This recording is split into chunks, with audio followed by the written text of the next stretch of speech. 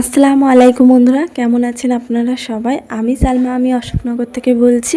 কাছে দূরে দেশ বিদেশ যে যেখান থেকে আমার এই ছোট্ট ব্লগটি দেখছেন, আশা করছি আপনারা সবাই ভালো আছেন।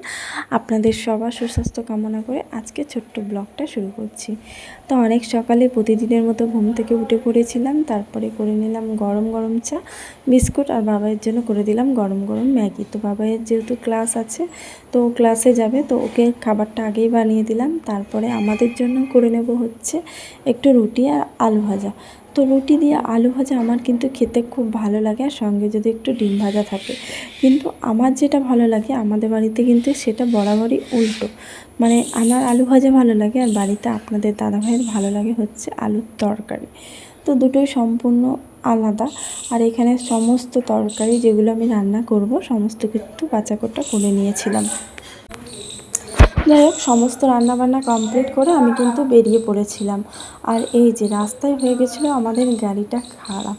তো মাঝপথে এমনিতেই আমি আজকে লেট ছিলাম, তার উপরে হয়ে গেছিলো গাড়িটা খারাপ। তো এখানে নানান সমস্যায় পড়ে গেছিলাম। যাই হোক, আমাকে আবার বাড়িতে আসতে হয়েছিল। বাড়িতে এসে আবার কিন্তু আমি বাবাইকে একটা কেক দিলাম। তো বলছিল খুব খিদে পেয়েছে, তাই বললাম ভাত খাওয়ার কথা, কিন্তু ভাত খেলো না। তো ওকে একটা কেক দেওয়া হলো, ও কেকটা খাচ্ছিল। আর তারপরে তো আমাকে যেতে হবে ক্লাসে। তো আর তারপরে কিন্তু আবার আমি বেরিয়ে পড়লাম ক্লাসের উদ্দেশ্যে। আর গাড়িটা ততক্ষণে ঠিক হয়ে গেছিলো। আর গাড়িটা হঠাৎ করে খারাপ হয়ে যাওয়ায় গাড়ির পিছনে কিন্তু অনেক টাকাই চলে গেল। যাই হোক, তারপরে আবার বাড়িতে হচ্ছে কি যাব, সকালবেলা টিফিন তো রুটি আলু ভাজা করাই হয়েছিল। তো বাবাই বলেছিল আর আব্বাও বলেছিল যে একটু কচুরি খাবে, গোলবাজারের যে বিখ্যাত কচুরি সেটাই খাবে। তো সেটাই একটু গিয়ে বাড়িতে আবার দিয়ে আসা হলো। তারপরে সোজা চলে এসেছিলাম হচ্ছে আমাদের ক্লাসে, বিউটিশিয়ান ক্লাসে। আপনারা সবাই জানেন যে আমার একটা স্বপ্ন ছিল ভালো একটা মেকআপ আর্টিস্ট বা বিউটিশিয়ান হওয়ার।